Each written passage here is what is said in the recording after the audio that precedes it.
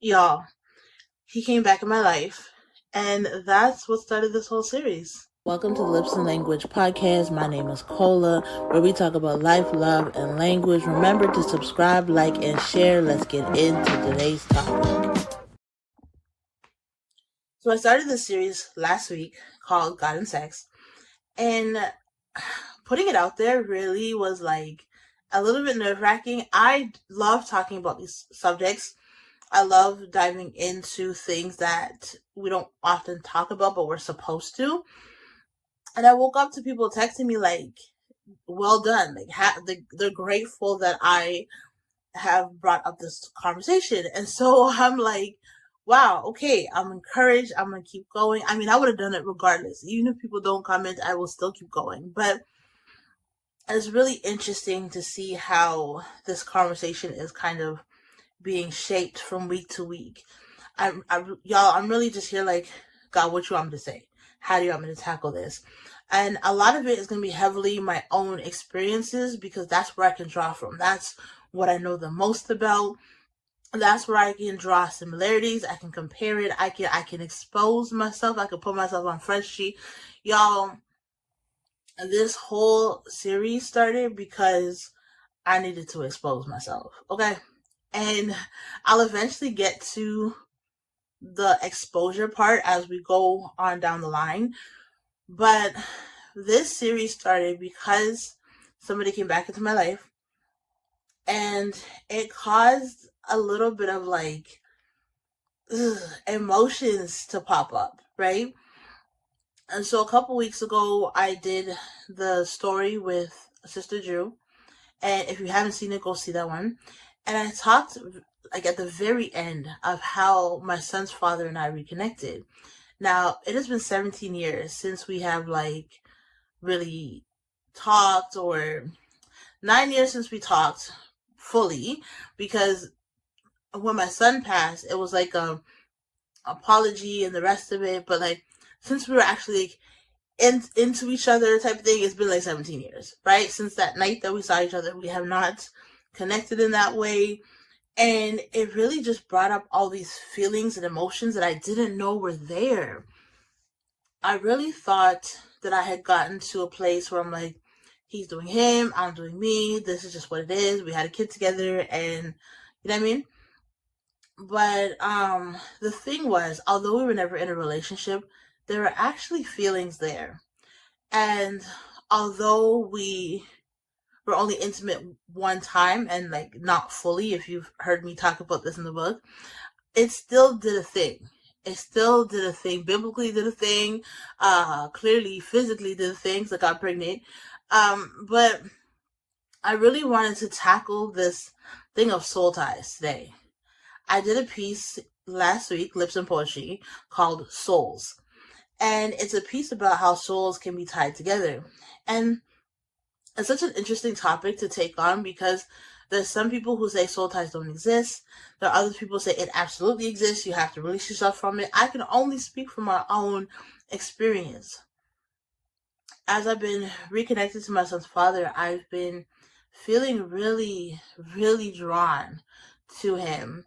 And not not just because I still got love for him. Like, he's the father of my child. We had a history, and oh man, that sounds like real cliche, but it's true. We When we did speak, there were so many good things that we were talking through. There's so many good supports and things that we had. And unfortunately, fast forward to now, us talking brings me revelation of why things didn't work out or why things took the turn that it did back then. Things that we just didn't have the words for back then. Because I was 16, he was 19. We're still young. Now that we've grown a whole lot, now that it's been 17 years, we have new vocabulary. We have new expressed meaning on certain things, and it's honestly been throwing me for a loop. It really has, because it's not that I didn't know that I had feelings for him, but I feel like the strength in which they're hitting me, I'm like, where y'all coming from? Like, how are y'all really trying to come up in my space right now? Like, I've been abstinent for 10 years. I'll get into that in another video. And so I've really just been waiting for my promise with God. And since God had broken up my engagement, I believe I have a piece on that as well. I did a podcast on that. I'll link it so you can see it. But since God broke up my engagement, I really haven't dated. I really haven't talked to nobody. I've just been to myself, learning, growing, all the rest of it. And the thing is, when I first got saved, that's when I started learning about soul ties. That's when I started learning about all the people I have been with and like having to say a prayer to break them off, right? Now, here's the thing. At the time when I first got saved, I didn't really understand soul ties because it's not something that's like taught in church. But I did understand that I had been with a lot of people, and there was no way that that could have been good for my soul.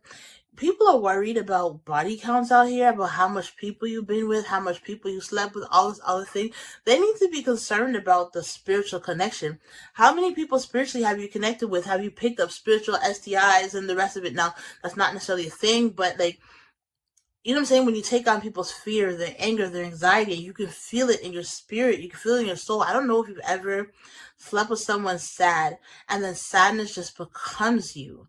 There's a story in my book. I believe the name is Maxwell. It was one of my ex-boyfriends, and he was like sad all the time, like just really sad all the time. And every time I slept with him, I took on his sadness. I brought it home, and I didn't even fully understand that that's what I was doing. I didn't understand none of this until I started to learn about it, until started to be taught to me, right? And so I would just go through life sleeping with this, and picking up spiritual soul ties and not even really understanding how damaging it was. Ugh, man. If I knew that some of the sadness wasn't my own and that I could do something to pray it off or to put myself in a different mind space, yeah, I definitely would have done that. Did you know that ignoring your self-awareness will keep you stuck and emotionally imprisoned?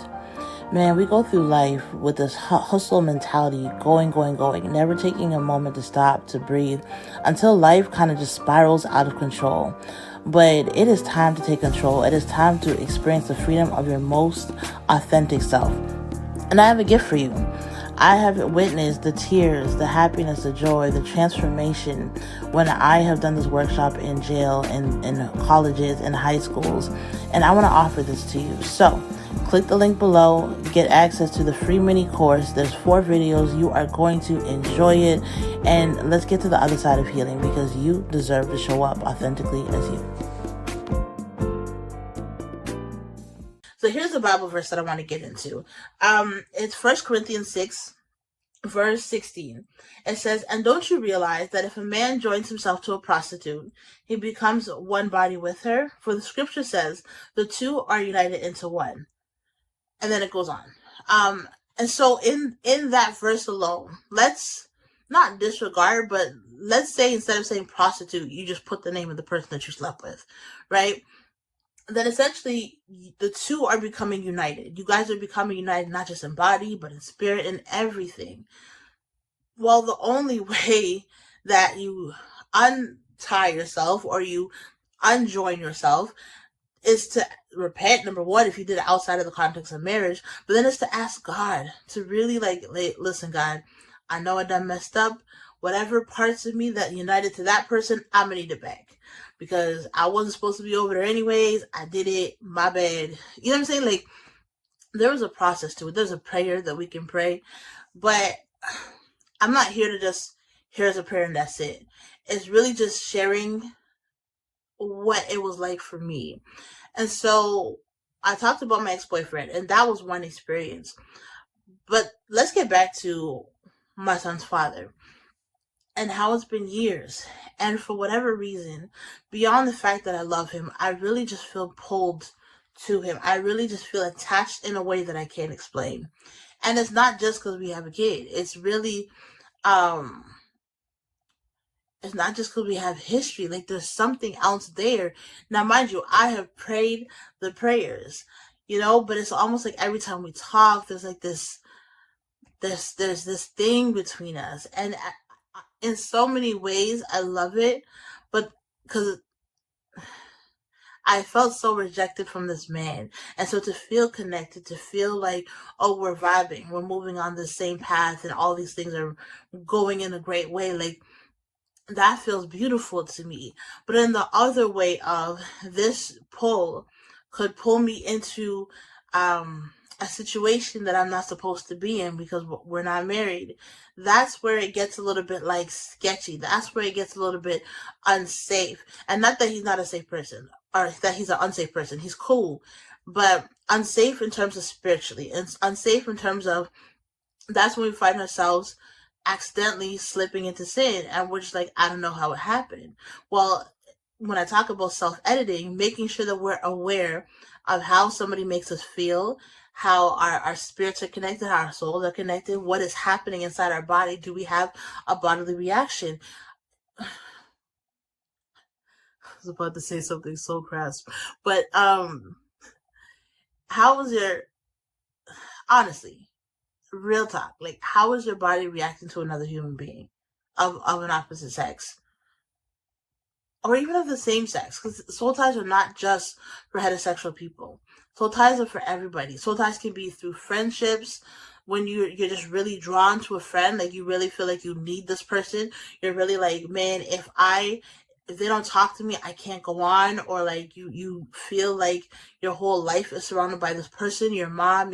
Like, there's different types of soul ties. It's not just sexual, but the biggest one being sexual, because people don't understand that when they do sleep with somebody, they don't just leave on their own. They're taking something with them. For me, sometimes, like I said, it's been physical, it's been an infection, it's been something I've had to fight off. Other times it was spiritual. And I had to go through a process of releasing all these people, even people I didn't know, in terms of, like, from the gang rapes. I don't know those men. If I saw them on the street today, I couldn't tell you who they were, but I still had to ask God, because God knows who they are. I'm like, hey, God, whoever they were, wherever they're at, I'm going to need the pieces of my soul back. I need for me to be whole. I need for you to come back and make me in alignment with what you created me to be and to do, like, in the beginning. The purposes that you have for my life, I need all that back, and I need you to separate me from what does not work for me, what can try and hold me back, what are cracks in my life that are just waiting for something to come through. I'm actually really grateful that my son's father and I reconnected before I entered into marriage, because it has been giving me the ability to sort through my feelings in a way that is not disrespectful to my husband, in a way that allows me to process it honestly. Like, I can be honest about how I feel about him. I can be honest about where I'm at mentally, physically, all the rest of it. And I can be honest about what I know God needs from me. But if I were already in a relationship or already married, that would kind of complicate things a little bit.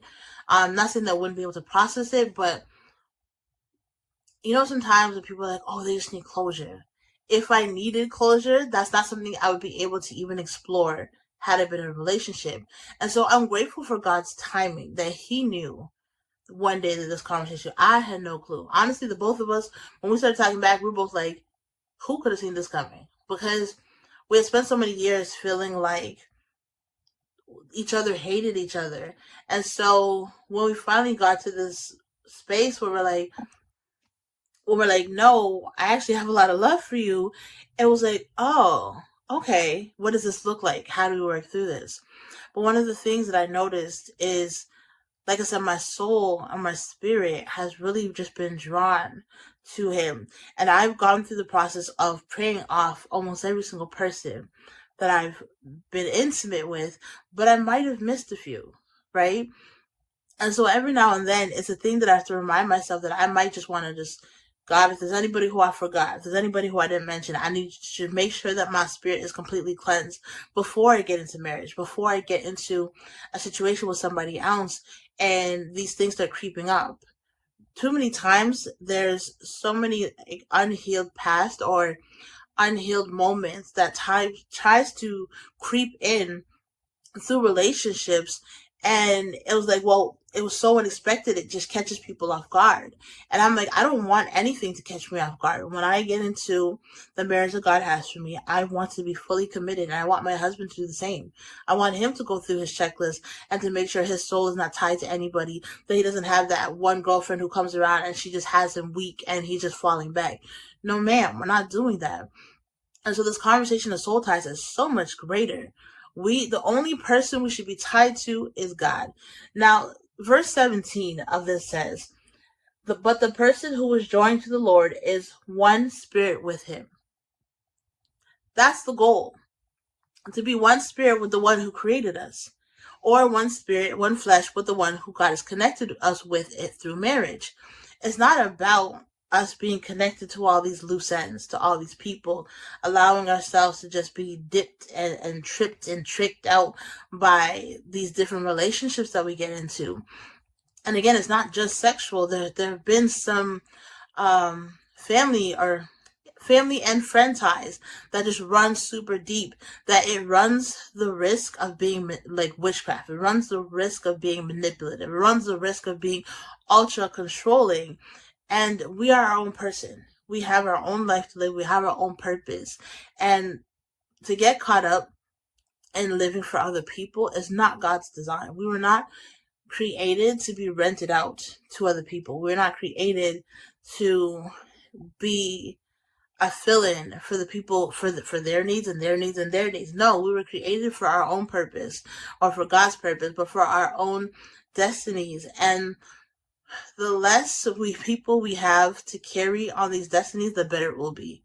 Now, we all have people who are attached to us in some way.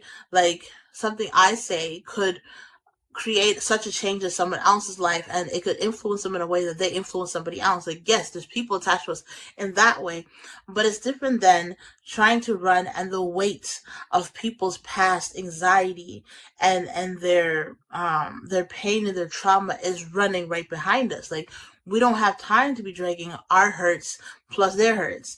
We have enough hurt for ourselves that we need to give over to God. We need to forgive. We need to move past, that we can't take on everybody's stuff. And I feel like sometimes people that's all they want. They just want to dump on you and just like run away quickly. Like, ooh, you got this? Cool. And especially when we're getting into relationships with people who are unhealed. Oh, there's so many open doors. There's so many things that we're taking on. There's so many ways that they're able to be used to kind of manipulate us, or to control us, or for us to just like feel insecure about ourselves, right? And so when we're talking about breaking soul ties, it's about also building ourselves up confidently, building ourselves up in a way where we take authority, where we're like, okay, this is how this is gonna go, this is how I'm choosing to run my life. And we're not subject to or weakened to an addiction. We're not weakened to sexual immorality. We're not weakened to sin, and just like trying to use that as our coping mechanism. That's all it was for me. Is I was coping, and I was coping through sex, but it was keeping me handcuffed through life.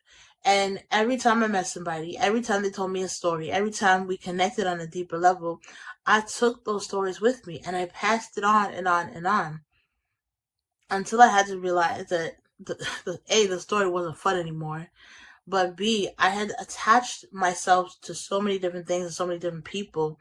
I was just handcuffing myself through life. Like, I was really causing a lot of pain, more than needed to be. We all have a journey, but sometimes we complicate our journeys. And so I definitely complicated my journey by the decisions that I made.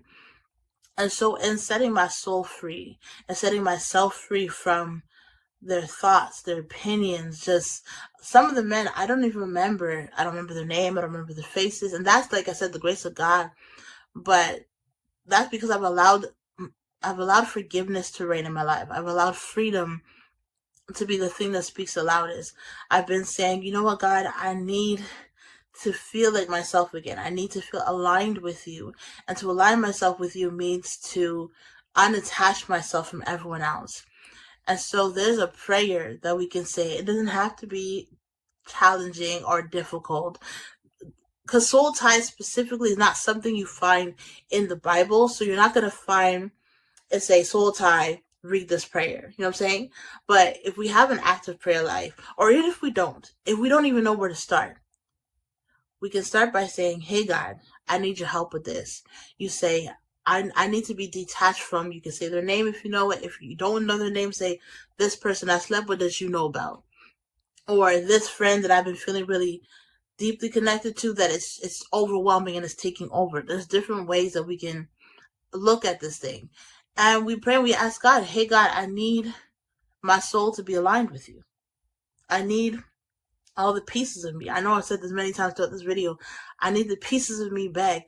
I need you to realign me. I need to be whole. I need to be made new. I need you to come into my life. Like these are the best ways for us to detach ourselves from the things that no longer serve us, from the things that have been trying to hold us back, from the things that have really just been causing chaos and havoc in our lives.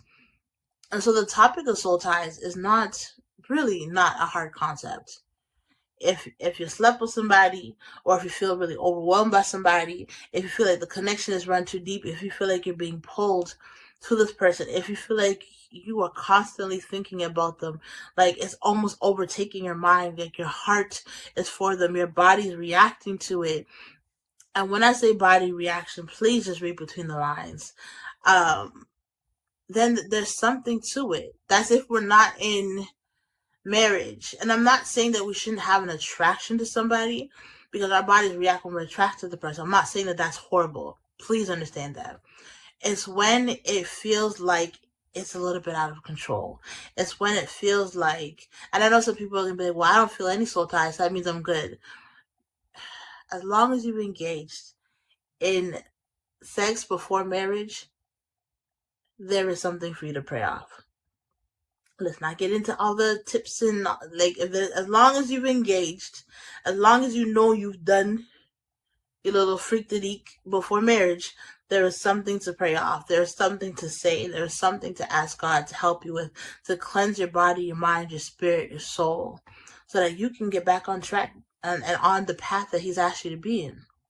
You can be whole before you attach yourself to somebody in marriage, or even if you're already in a marriage. If you haven't done any prayers over soul ties, this is a good time to do it. There's no time like the present to do something that you know is going to be beneficial for you. And so I know I jumped all over the place with this conversation today on soul ties. Really, truly, we have to protect our spirit. We have to protect our souls at all costs. There are so many, if you understand how the spirit works, there's so many things out there who are waiting to trip us up, who are waiting to bring us misery, who are waiting, just all they need is a crack, waiting to bring up your past and to guilt you with it and to torment you with it. Man, but when you know you are saved, when you know that God is and Jesus is your whole life, your whole being, and that you're cleansed, when you know that you're clean, when you know, no, I ask my Father for cleansing, and I know He did this for me. There's nothing they can't bring up. Listen, nobody can tell me anything about me that I have not already brought to my Father. People can't shame me with the rapes. They can't shame me with molestation. They can't even shame me with how many men I've slept with. I'm not here for that. That's not a part of this. They can't shame me for my hair. They can't shame me because I expose it all and I give it to God. And because I keep myself clean, cleansed, spiritually cleansed. And I'm not talking about the new age, sage. No, we don't do that. Spiritually cleansed through prayer and through Holy Spirit living in me, through asking Jesus for His help to keep me on this path, to keep me from busting it wide open for some old feelings, to keep me from busting it wide open for some new feelings, to keep me truly guarded and truly in His presence until the time that He has me ready and set for marriage, until the time that He allows my heart to be connected and then eventually to become one flesh with my husband. Soul ties is something that, when we're not careful, it can cause a lot more damage than we could ever think it could. And that's why I'm here to talk about it. So that's not you. That's not your story. So if nobody told you, if nobody taught you, then you heard it here. It's not just something I read. It's something I've experienced. I've experienced myself connected to different people, some deeper than others. I have a deeper connection with a man who I really was intimate with one time than the man I was going to marry.